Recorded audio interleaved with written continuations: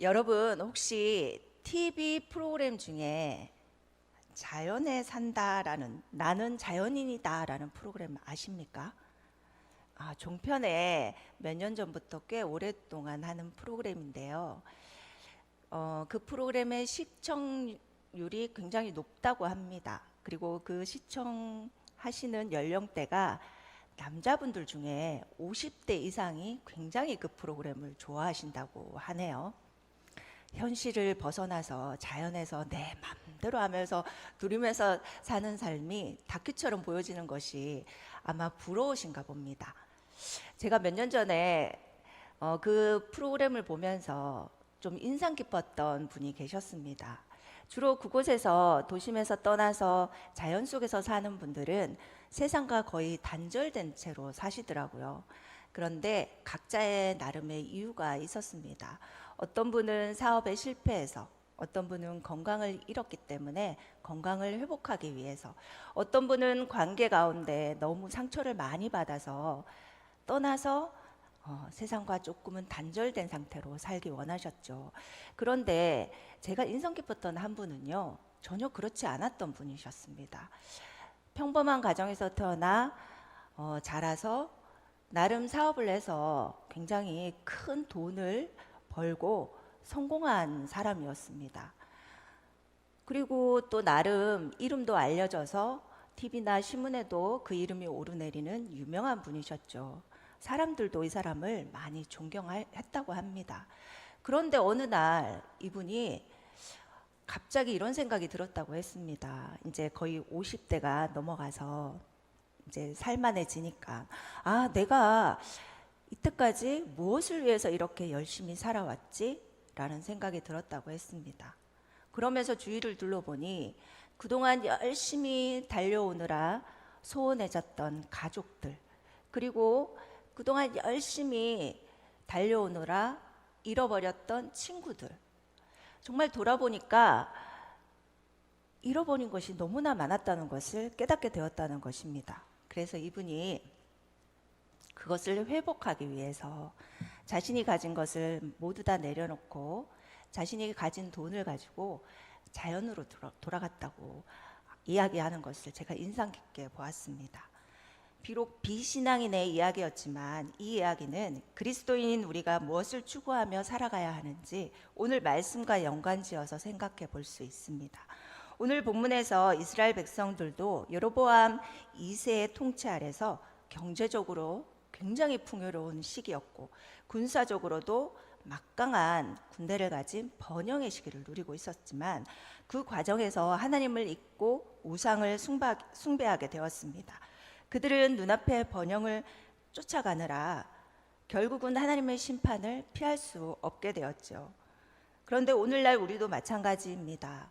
방금 말씀드린 그분처럼 세상의 가치관을 가지고 물질적 성공과 세속적 번영을 추구하면서 하나님을 잊고 세상의 가치관에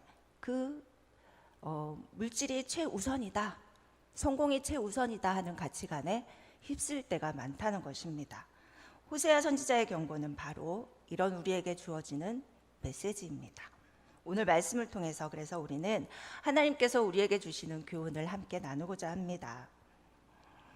호세아는 이스라엘이 멸망하기 직전 여로보암 2세가 통치하던 시대에 활동한 선지자이죠. 여로보암 2세는 북왕국 이스라엘을 40년 동안 다스리던 왕이었습니다. 그들에게 경제적으로 군사적으로 최고의 번영을 누리게 했죠. 오늘 읽지는 않았지만 1절 말씀에 이스라엘은 열매 맺는 무성한 포도나무라 그 열매가 많을수록 재단을 많게 하며 그 땅이 번영할수록 주상을 아름답게 하도다 라고 말하고 있습니다. 정말 말씀 그대로 이스라엘은 열매 맺는 무성한 포도나무와 같았습니다. 그래서 군사적으로 막강했기 때문에 다윗과 솔로몬 때만큼이나 국경도 길어졌고 정말 먹고 살 만큼 경제적으로 풍요로워졌습니다. 그러나 북이스라엘 백성들은 그 풍성함에 이유를 우상들에게 돌렸습니다. 그래서 우상을 섬기는 제단들이 점점 더 많아지고 주상이라고 있죠. 한 곳에 서 있는 우상, 그것을 경쟁적으로 꾸미는 일에 집중하게 됩니다. 그들이 누리는 모든 것들의 주인이 누구십니까? 하나님이신데 우상 때문이라고 여기게 되었다는 것입니다. 다시 말하면 열매 맺는 일에 집중하다 보니 그 열매를 맺게 하신 그 하나님을 잊어버리게 되었다는 것이죠.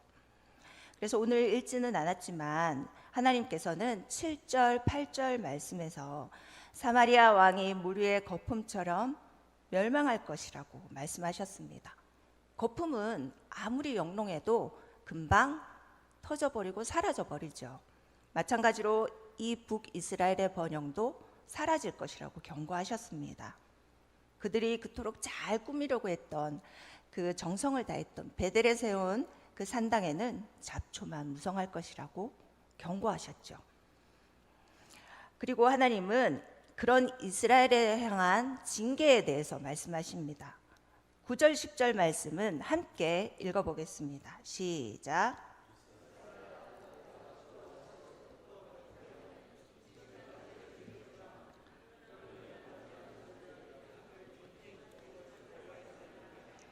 내가 원하는 때에 그들을 징계하리니 그들이 두 가지 죄에 걸릴 때에 만민이 모여서 그들을 치리라. 하나님은 북이스라엘이 기브아 시대 때부터 당시까지 300년 이상을 지속적으로 죄를 짓고 있다고 말씀하셨습니다. 기브아 시대는 사사기 19장에서 21장에 있었던 사건을 배경으로 하고 있습니다. 한 레위인의 첩이 베냐민 지파가 속한 그 기브아에서 성폭행을 당하고 살해를 당하자 이스라엘은 그 시체를 12조각으로 나누어서 12지파 각 지파에게 보내게 됩니다. 그래서 기브아 사람들이 저지른 만행을 온 나라에 알리게 되었죠. 그리고 전 이스라엘이 베냐민 지파를 상대로 전쟁을 벌였고 베냐민 지파는 그 일로 인해서 2만 5천 명이 죽고 600명만 남는 거의 전멸한 지경까지 이르게 됩니다. 이스라엘에서는 이 일은 생각하기도 싫은 정말 치욕적인 사건이었죠. 그런데 호세아 선지자가 지금의 시대가 그 옛날 사사 시대보다 더 추악하고 부패한 죄로 가득하다고 말합니다. 그래서 하나님의 심판이 있을 것이라고 선포하고 있는 것이죠.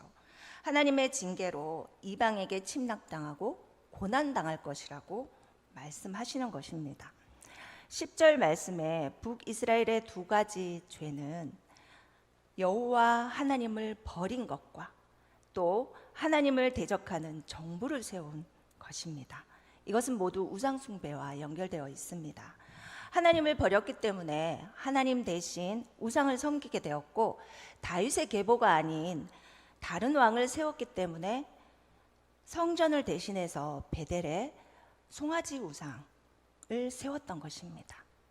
인간은 예나 지금이나 하나님을 하나님으로 섬기지 않으면 하나님을 대신할 우상을 세우게 됩니다. 그러나 그것이 무엇이든 간에 결국은 멸망의 원인이 되죠. 11절 말씀도 함께 읽어보겠습니다. 시작. 에브라임은 마치 길들인 암소 같아서 곡식 밟기를 좋아하나 내가 그의 아름다운 목에 멍에를 메우고 에브라임 위에 사람을 태우리니 유다가 밭을 갈고 야곱이 흙덩이를 깨뜨리리라. 여기서 에브라임은 북이스라엘을 뜻합니다. 북이스라엘은 길들인 암소와 같아서 곡식 밟기를 좋아한다고 말하고 있죠.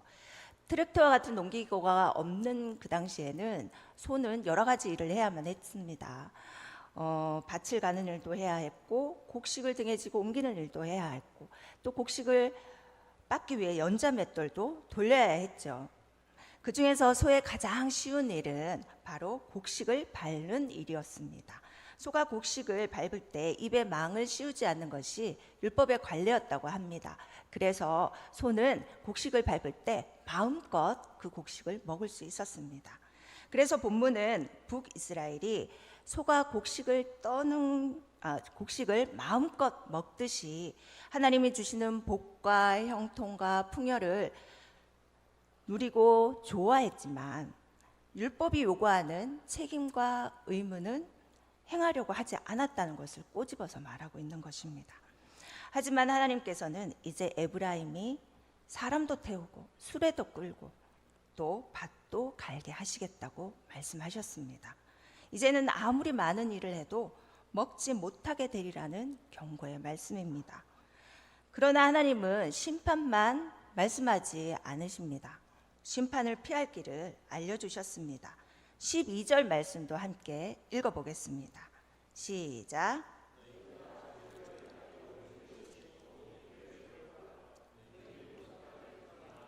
지금이 곧 여호와를 찾을 때니 마침내 여호와께서 오사 공의를 비처럼 너희에게 내리시리라.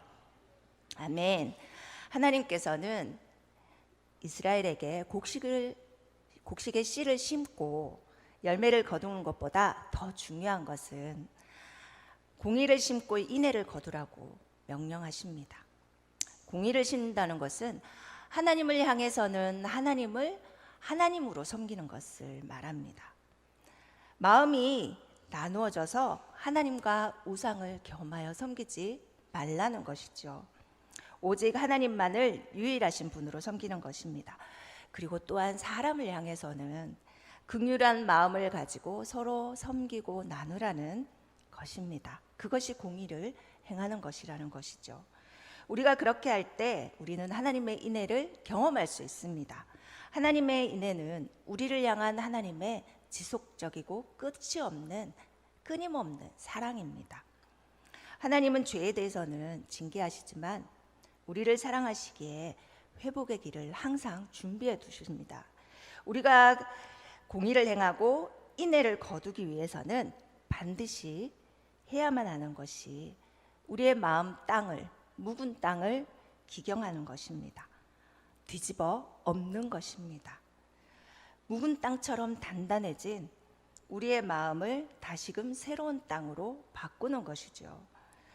논이나 밭에 씨를 뿌리고 모종을 심기 전에는, 저는 시골 출신이 아니라서 잘 모르지만 반드시 흙을 뒤집고 돌을 골라내고 단단해진 흙을 부수어야만 좋은 밭으로 씨를 심고 모종을 심을 수 있다는 것을 알고 있습니다. 그래야 많은 열매를 거둘 수 있는 것이죠. 이스라엘이 자신의 욕망만을 추구하느라 율법과 말씀의 쟁기로 한 번도 그들의 모습을, 그들의 마음을 기경하지 않았기 때문에 죄를 짓고 있으니 말씀에 순종해서 죄를 인정하고 돌이키라는 하나님의 말씀입니다. 하나님은 우리에게도 말씀하십니다. 시대는 다르지만 그때와 지금이 다르지 않는 것은 우리의 심령 또한 기경해야 한다는 것이죠. 우리도 갈아엎어야 할 묵은 땅이 있는지 살펴보아야 합니다. 그런데 우리에게 있는 그 묵은 땅을, 단단해진 마음을 기경하지 않고 그대로 두면 어떻게 될까요? 바로 세상과 주님을 섬기게 되는 두 마음을 가지게 됩니다. 2절 말씀에 그들이 두 마음을 품었으니 이제 벌을 받을 것이라. 하나님의 그 제단을 쳐서 깨뜨리시며 그 주상을 허시리라 말씀하시며 이스라엘이 두 마음을 가졌다고 책망하시죠. 두 마음을 가졌다는 것이 마음이 나누어진다는 뜻입니다. 하나님을 표현하는 말 중에 성경에 자주 등장하는 것이 만군의 여호와입니다. 하나님께서는 이스라엘 자손들을 출애굽시키면서 그들로 하여금 가나안 땅에 들어가서 그 땅을 차지하게 하기 위해서 많은 전쟁을 치르게 하십니다. 그래서 하나님은 언제나 그들에게 군대의 하나님, 승리의 하나님이셨습니다.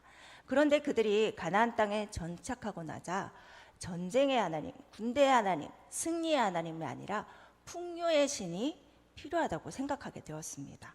그래서 택한 것이 바알을 비롯한 우상들이었죠.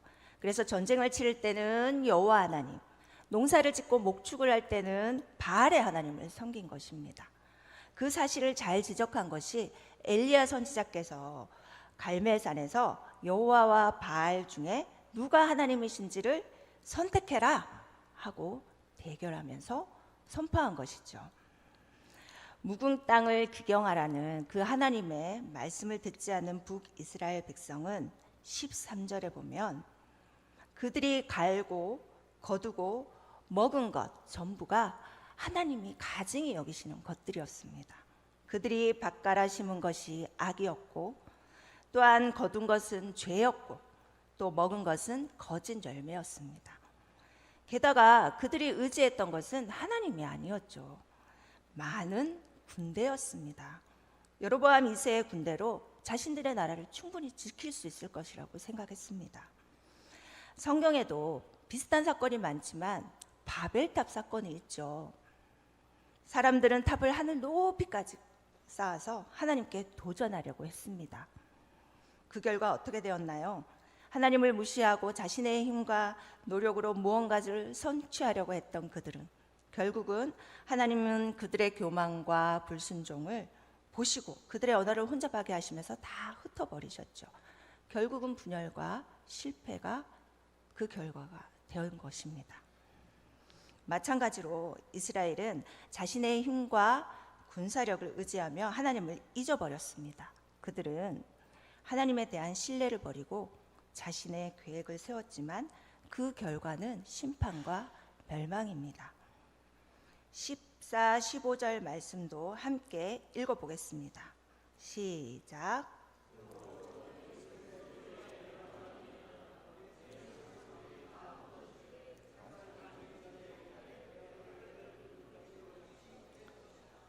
그때 어머니와 자식이 함께 부서졌도다. 너희의 큰 악으로 말미암아 베델이 이같이 너희에게 행하리니 이스라엘 왕이 새벽에 정령 망하리로다. 네, 앞서 말씀드린 것처럼 북이스라엘은 국방력이 강하고 산성을 높이 쌓으면 나라가 지켜지리라고 생각했겠지만 하나님께서는 아무리 높이 산성을 쌓아도 무너지게 될 것이라고 하셨습니다. 또 베델에 송아지로 우상을 만든 것도 아무런 도움이 되지 않고 모두 부서지게 될 것이라고 말씀하셨죠. 뿐만 아니라 전쟁이 시작되는 새벽에 이스라엘의 왕이 잡혀 죽게 될 것이라고 말씀하시면서 왕의 죽음은 곧 전쟁의 패배고 전쟁의 패배는 나라의 멸망으로 이어지죠. 결국 북이스라엘은 여로보암 2세가 죽은 후에 30년 동안 6명의 왕이 서로 죽이고 죽임을 당하는 혼란 끝에 앗술에 의해서 멸망당하게 됩니다. 말씀을 맺겠습니다. 북이스라엘이 완전히 무너지게 된 첫 번째 원인은 우상숭배였습니다. 하나님을 하나님으로 섬기지 아니하고 자신들에게 풍요를 가져다 준다고 믿는 그 바알 그리고 가나안의 토착신들을 우상으로 섬긴 것이 가장 큰 원인이었죠. 이것은 남유다가 바벨론의 포로가 된 이유와 동일합니다. 예나 지금이나 하나님의 백성이 하나님의 백성답게 살지 못하고 그 삶이 무너지는 가장 큰 원인이 바로 이 우상숭배입니다. 옛날에는 고대에는 우상숭배가 돌이나 나무로 금으로 만든 것이었다면 지금은 눈에 보이지 않는 세속적인 가치관 그리고 병든 이기심, 욕심, 욕망 등이 우리의 우상입니다. 하나님은 우리에게 말씀하셨습니다. 요한일서 2장 15절 16절 말씀에 이 세상이나 세상에 있는 것들을 사랑하지 말라. 누구든지 세상을 사랑하면 아버지의 사랑이 그 안에 있지 아니하니 이는 세상에 있는 모든 것이 육신의 정욕과 안목의 정욕과 이생의 자랑이니 다 아버지께로부터 온 것이 아니요 세상으로부터 온 것이니라. 아멘. 세상을 우상으로 섬기며 살지 말고 하나님을 사랑하고 주인으로 섬기며 살라고 말씀하시는 것입니다. 많은 그리스도인들이 자신의 인생에 대해서 자신이 창조하신 하나님보다 더 잘 안다고 착각하며 삽니다. 그래서 자신의 인생의 주인을 자신으로 삼고 하나님은 조력자 정도로만 생각합니다. 그래서 자기 길을 자신이 정하고 하나님께 도와달라고만 하죠. 이런 삶의 태도는 우리가 어떤 상태에서 있을 때 부르심을 받았는지 망각했기 때문입니다. 우리는 소망이 없는 죄인의 상태, 죽은 상태에서 부름을 받았습니다. 죽은 이가 어떻게 무엇을 할 수 있겠습니까? 그런데 예수 그리스도의 십자가 은혜로 구원을 받았기 때문에 구원으로 이끄시는 그 하나님의 능력을 가지고 살아갈 수 있는 것입니다. 이스라엘이 그들의 삶을 구원으로 이끄신 하나님을 망각했을 때 우상을 숭배했던 것처럼 우리를 죄에서 구원하신 그 하나님의 은혜를 잊어버릴 때 우리는 자신을 주인으로 삼으며 하나님 자리에 우상을 세우고 살아갈 수밖에 없게 됩니다. 그러다가 뜻하지 않는 고난을 만나거나 세월이 지나보면 깨닫게 되죠. 내 생각보다 하나님의 생각에 순종하는 것이 훨씬 나은 것이다. 내 길을 고집하는 것보다 하나님의 길에 순종하는 것이, 하나님 뜻에 순종하는 것이 최상의 삶이다 라는 것을 말이죠. 그래서 매일매일 하나님의 말씀에 순종하며 하나님을 하나님으로 섬기는 것보다 더 지혜로운 삶이 없다는 것을 뒤늦게서야 깨달을 때가 많다는 것입니다. 오늘도 우리의 이기심에, 그리고 우리의 욕망에, 그리고 우리의 세속적 가치관에 묵은 땅, 그 땅을 기경하여 하나님의 공의가, 그리고 하나님의 인애가 넘치는 삶을 사시는 저와 여러분이 되시기를 축복합니다.